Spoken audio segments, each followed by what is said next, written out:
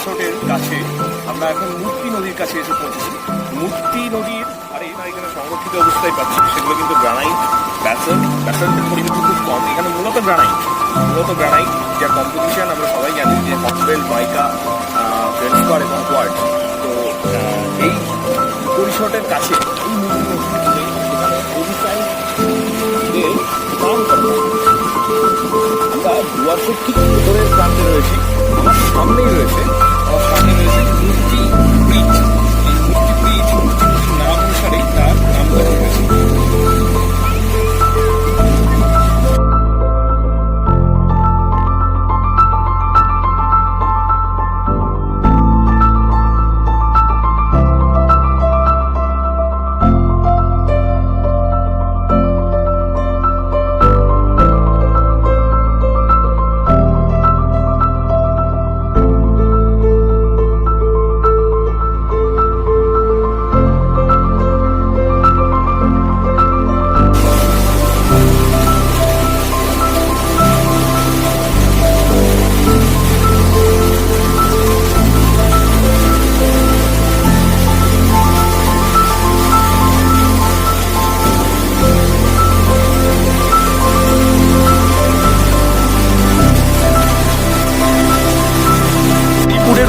রওনা হলাম আজকে সকালবেলা।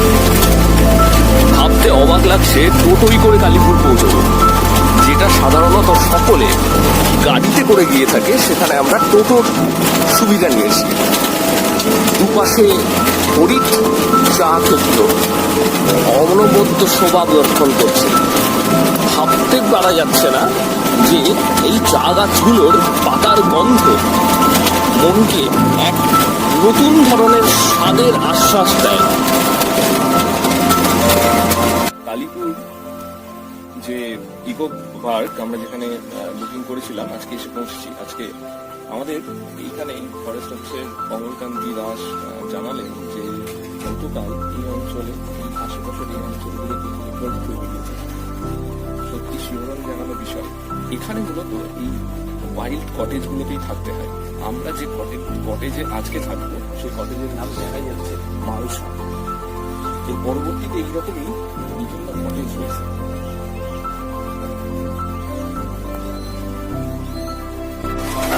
কালীপুর এই পরিষদে পৌঁছে বড় বড় চা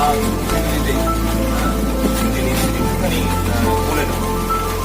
এই যে অঞ্চলটা, সামনের অঞ্চলটা, এই অঞ্চলটায় গতকাল রাজস্থানের এক টুরিস্ট ছিলেন এবং তারা নাকি এখানটায় যখন ছিলেন সেখানে একটা বাঘ এসেছিল এবং সেই বাঘটা গতকালকে একটা গরুকে কামড়ে ধরার চেষ্টা করেছিল। কিন্তু সেই বাঘটা যেহেতু গরুটাকে খেতে পারেনি, অর্থাৎ তার তৃপ্তটা আসেনি, সেহেতু আশেপাশে ঘুরে বেড়ানোর সম্ভাবনা ভীষণ পরিমাণে রয়েছে। ফরেস্ট অফিসের এখানে যিনি দায়িত্বে আছেন মিস্টার কমলকান্তি দাস, যার কথা একটু আগে বললাম, উনি জানিয়েছেন যে আমাদের এই অঞ্চলটা বা যাদবপুর টি এস্টেটটা ঘুরে দেখা যাবে, কিন্তু বেশ কিছু রেস্ট্রিক্টেড হিসেবে বলে দিয়েছেন যে সব জায়গায় অবাধে যাওয়া হয়তো যাবে না। তো চা খেতে খেতেই এই অঞ্চলটাকে আরো একবার ঘুরে দেখা, প্রকৃতির মতো ভাবে অনুভব করার জন্য আরো একবার আমরা জঙ্গলের মধ্যে আপনাদেরও মনে হয়েছে যে আমার সঙ্গে আরো একজন কে আছে, মানে আমি কি একাই থাকবো এই ওয়াইল্ড কটেজে, না আরো একজন থাকবে? সেই ভদ্রলোককে এবার আপনারা সবাই দেখতে পাবেন। ঠিক আছে, ভদ্রলোকও চা খেতে ভীষণ পরিমাণে ব্যস্ত। এই যে ইনার নামও সুরজিৎ, তবে টাইটেলটা এক নয়, সুরজিৎ সরকার। অবশ্যই আমি সুরজিৎ কুন্ডু। ঘরে ঢুকে পায়ে পড়ি বাঘ মামার বলা ছাড়া অন্য কোনো উপায় ছিল না, কারণ ঘরের দেওয়ালে স্বয়ং লেপার্ড বসে আছে। মানে এটা সত্যি ভাবার বিষয় যে কেউ যদি দরজা খুলে ইনাকে দেখে, তাহলে তার এই ঘরে থাকতে কতটা ইচ্ছে করে। চুল রং থাকে, ওইগুলো হচ্ছে মথের লক্ষণ। এটা কত লেগে দিয়ে চুল কাটি সাপ করবে, যে কোনো পেরাকুটি সব করবেন, এইগুলো দেন, এগুলো টাচ করবেন, কিচ্ছু করবে না। মানে এর বডিটা খুব সফট থাকে। আর যত খাবার করে দিন লার্ভা স্টেজে খাবে, আর তাহলে লার্ভা স্টেজে 4 থেকে 5 বার মল্টিং করার পর এই লার্ভাটি দেখবেন এখানে একটা পুরো স্টেজে যাচ্ছে, কিন্তু হয় না, এরকম করে বুঝিয়ে এটা পাতায় ছেড়ে দেখি পরিষ্কার করে করবো। দাঁড়ান, আর এটা যখন পিউপা এরকম করে হয়ে যাবে, তারপরে এটা যখন পিউপা হয়ে যাবে পুরোপুরি, পিউপাটা এরকম এটা পিউপা। আস্তে আস্তে পিউপা হচ্ছে। হ্যাঁ, এটা হয়ে গেছে।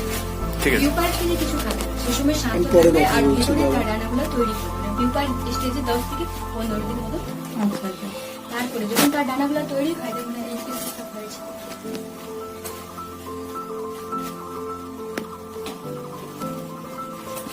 তারপর ওই পিউপা থেকে যে বাটারফ্লাইটি বের হবে সেটা আসে।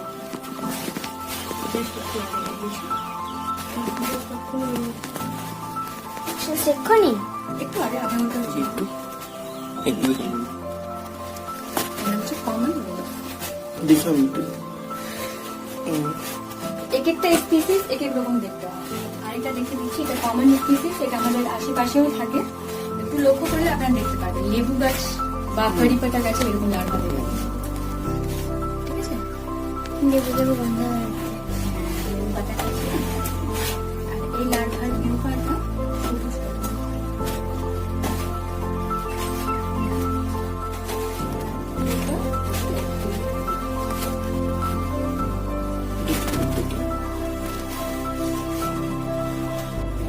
এখন তো অনেক কারণে সবকিছু বিলুপ্ত হয়ে যাচ্ছে না, তো মানে তাকে বাঁচানোর জন্য এই কাজটা করা হচ্ছে। বাঁচবে কিভাবে? তারা যে গাছগুলো পছন্দ করে, যে গাছে তার ডিম পারে, সেই গাছগুলো থাকলে তারা বাঁচতে পারে। মানে ফুলের গাছ তো আমরা মানে সব জায়গায় পাই, কিন্তু তাদের যে গাছে তারা মানে ডিম পারে, ওই গাছগুলো যদি না থাকে তারা বাঁচতে পারে না। আর তারপরে একটা ইকোসিস্টেম ভেঙে রয়েছে, যেমন ছোট জীবে বড় জীবে, প্রজাপতি পাখিরা। এখন যেখানে বেশি প্রজাপতি থাকে পাখিরাও চলে আসে তাকে খাওয়ার জন্যই আসবে, ঠিক, কিন্তু ঠিক, এটা তো ঠিক। ইকোসিস্টেম ভ্যালু না। একদম। চলুন বাগানে চলুন। আপনারা রিলিজ করবেন? আসি সাগরে গুলান। এটা কি এটা পটি ন্যাচারাল ব্যাপার করবে। একটু ভালো করে জুম করে Very good. পটিটা সামনে এখন এই মুহূর্তে এই আমার সামনের যে পোর্শনটা, এটাই হচ্ছে সেই যাদবপুর টি স্টেট। আমার ঠিক ডান দিকে পেছনের দিকে আমি একটু ক্যামেরাটা ঘোরাতে বলবো, ওই জায়গাটা যেটা হলুদ রঙের অংশটা দেখা যাচ্ছে সেটা এলিফ্যান্ট রাইডিং এরিয়া। এখান থেকে এই এলিফ্যান্টে চাপা হয়। পেছনে অনেকগুলো ব্লক কার্ট দাঁড়িয়ে আছে। ব্লক কার্টে এই মুহূর্তের জন্য কোনো রকম মহিষ নেই, তারা নিচে আপাতত শান্তভাবে রেস্ট নিচ্ছে।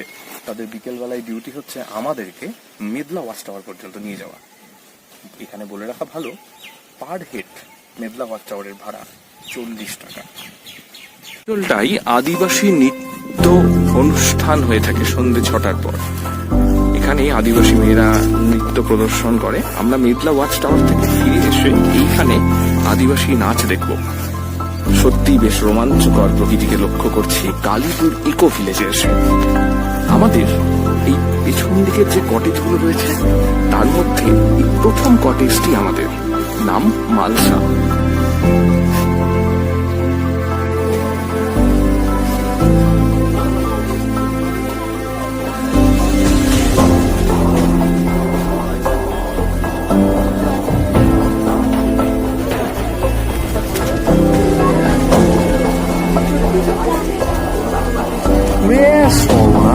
কতগুলো বেরোচ্ছে দেখেছ?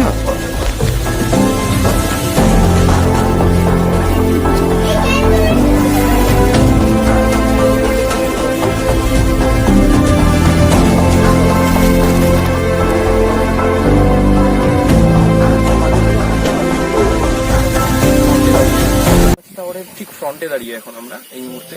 এই আমার ডান দিক এবং বাঁ দিকের যে দুটো ঘন জঙ্গল দেখা যাচ্ছে, তার এই জঙ্গলের দূরবর্তী স্থানগুলোতে একটু আগে দুটো গন্ডার এবং এখান থেকে বেশ কিছু বাইসন, যেগুলোকে ভারতীয় গৌড় বলা হয়, সেগুলো এবং তার সঙ্গে সঙ্গে বেশ কিছু আমাদের ভারতীয় ময়ূর, এইগুলোকে দেখা গিয়েছে। এবং তার পাশাপাশি আমরা কিছু একটা বড় শুয়োরের দল, যেই পাশেই মূর্তি নদী রয়েছে সেই মূর্তি নদীতে করে এসছে। রাইনো ক্যাম্পে যারা ছিল তারা বিকেল বেলায় আজকে এলিফ্যান্ট সাফারিতে গিয়েছিল, তাদের ফেরার কিছু ছবি আমরা ক্যামেরাবন্দি করেছি। আগামীকাল সকালবেলাতে আমাদের এলিফ্যান্ট সাফারির পালা। এখানেই শেষ করছি মেদলা ওয়াচ টাওয়ারের গল্প।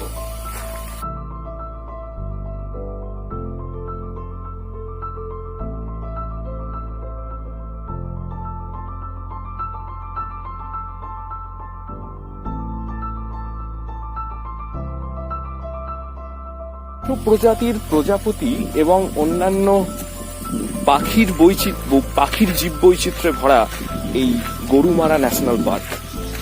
আর সেখানেই আজকে আমরা রাত কাটাচ্ছি। গরুমারা ন্যাশনাল পার্কের অনবদ্য প্রাকৃতিক শোভা বারবার আমাদেরকে এখানে আকৃষ্ট করছে। শুধু তাই না, এই অঞ্চলের আশেপাশে লেপার্ডের ঘুরে বেড়ানোর সম্ভাবনা সব মিলিয়ে রক্তের শিহরণ জাগাচ্ছে। গরুমারা ন্যাশনাল পার্ক শুধু জীববৈচিত্র্যের বাহকই না, জীববৈচিত্র্য রক্ষণের একটি জায়গা, যা প্রাকৃতিকভাবেই তৈরি, কোনো আর্টিফিশিয়ালিটি এখানে অন্তত নেই।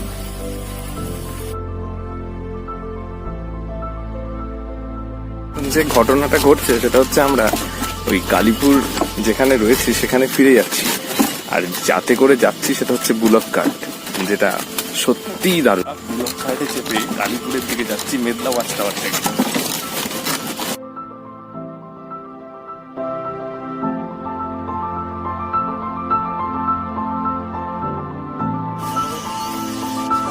ফিরে এসে কালীপুর যে কটেজ রয়েছে সেই কটেজে আমরা আবার এই মুহূর্তে ঢুকলাম। এই যে পুরো অঞ্চলটা, এটা Kalipur eco club, eco village যেটাকে বলা হয়। এখানে একটা গ্রাম রয়েছে আশেপাশে, আর ঠিক সামনে, এই কালীপুরের ঠিক সামনে যাদবপুর টি এস্টেট রয়েছে, প্রচুর বড় চায়ের বাগান। সঙ্গে সঙ্গে এই যে পুরো অঞ্চলটা, এখানে যে আমার মানে ডান এবং বাঁ দিকে যেটা পুরো দেখা যাচ্ছে, এই পুরো অঞ্চলটা কালীপুরিতে রয়েছে। অসাধারণ জায়গা, প্রকৃতিকে অনবদ্যভাবে উপভোগ করতে করতে সারাদিন ঘুরে বেড়ানো যায় এই অঞ্চলের মধ্যে। আর সত্যি কথা বলতে, এই অঞ্চলটায় আসলেই বোঝা যাবে যে এখানে জীবজন্তু দেখার প্রবণতা কতটা বেশি রয়েছে। গরুমারা ন্যাশনাল পার্কের মধ্যে যে যাত্রাপ্রসাদ, চুকচুকি বা অন্যান্য চন্দ্রচূড় যে ওয়াচ টাওয়ার গুলো রয়েছে, সেই ওয়াচ টাওয়ারের সঙ্গে সঙ্গে এখানে কাছেই রয়েছে Medla watch tower. Medla watch টাওয়ারে আজকে আমরা গিয়ে প্রচুর জীবজন্তু দেখেছি। এই যে সামনের যে কটেজটা দেখতে পাওয়া যাচ্ছে, আমি জুম করলাম, এই কটেজেই একটু পরে ট্রাইবাল ডান্স শুরু হবে। আমাদের যে বুলক গুলো নিয়ে গিয়েছিল, সেই বুলক কার্ড গুলো সামনে রাখা রয়েছে, বুলক গুলোকে ফিরিয়ে নিয়ে যাওয়া হচ্ছে।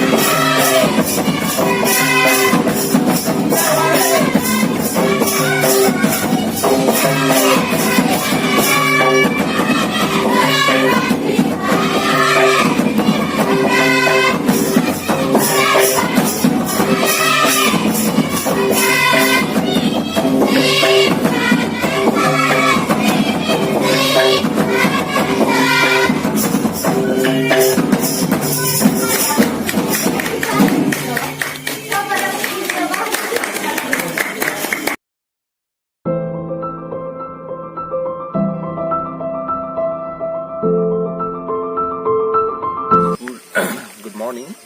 কালীপুর যে ইকো ভিলেজে আমরা আছি সেখান থেকে আজকে সকালবেলায় আমরা এলিফ্যান্ট সাফারিতে যাব। পেছনে বড় বড় হাতি দেখা যাচ্ছে, এরা সবাই পোষা হাতি। এরা আমাদেরকে বেশ খানিকটা জঙ্গলের ভেতরের স্বাদ পেতে সাহায্য করবে। এরা এই সার্ভিস দেয়, তার জন্য এদেরকে সকাল থেকে বিকেল পর্যন্ত পরিচর্যা করা হয়। পেছনে হাতিগুলো রয়েছে, দেখাতে অনুরোধ করব। দেখা যাচ্ছে তার মধ্যে 3টে হাতির মধ্যে একটা হাতির নাম হচ্ছে গুপিগাইন, একটার নাম হচ্ছে তিস্তা, আর আরো একটির নাম রয়েছে ফুলমতি। 3জনেই খুব ভালো। ওরা আমাদেরকে জঙ্গলের ভেতর পর্যন্ত নিয়ে যাবে। আশা করব যে বেশ কিছু ওয়াইল্ড জন্তু জানোয়ার আমরা দেখতে পাবো। সেই আশাতেই সকালবেলায় বেরিয়ে পড়া। এখন প্রায় অলমোস্ট 5টা সাড়ে 10টা বাজে।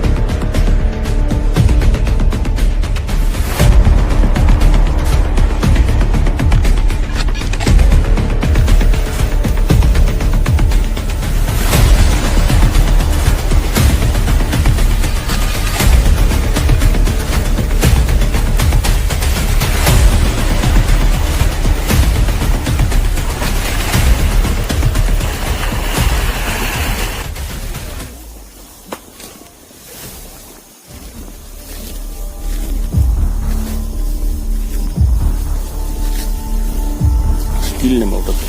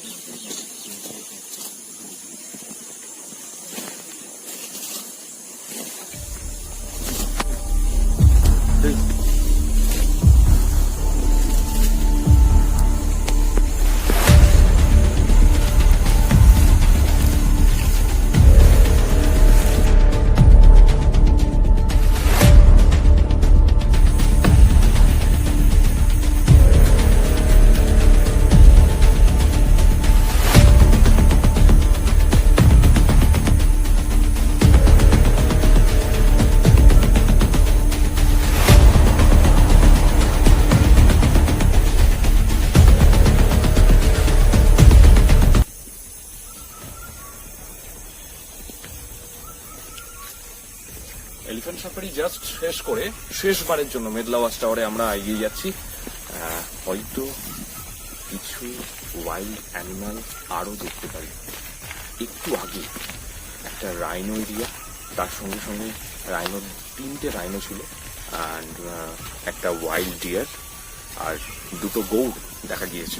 এছাড়া প্রচুর পরিযায়ী পাখি এই মূর্তি নদীর দুই ধারে এসে ওরা সকালের যে শান্ত রোদ সেটাকে নেওয়ার চেষ্টা করে। যাওয়া যাক মেঘলা ওয়াচ টাওয়ারে শেষবারের মতো।